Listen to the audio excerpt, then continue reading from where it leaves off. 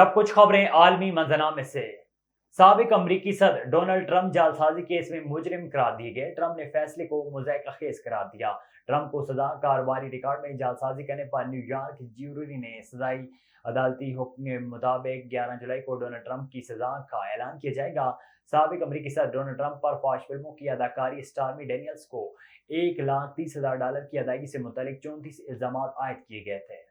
Hamas का कहना है कि जब तक इसराइल गजा में जंग बंद नहीं करता तब तक मुज़ाकरात में शामिल नहीं होंगे। गैर मुल्की मीडिया रिपोर्ट्स के मुताबिक हमास ने साजिशों से कहा है कि जब तक गजा में इसराइली जारियत जारी रहेगी तब तक वो मजीद बिलवास्ता मुज़ाकरात में हिस्सा नहीं लेगा।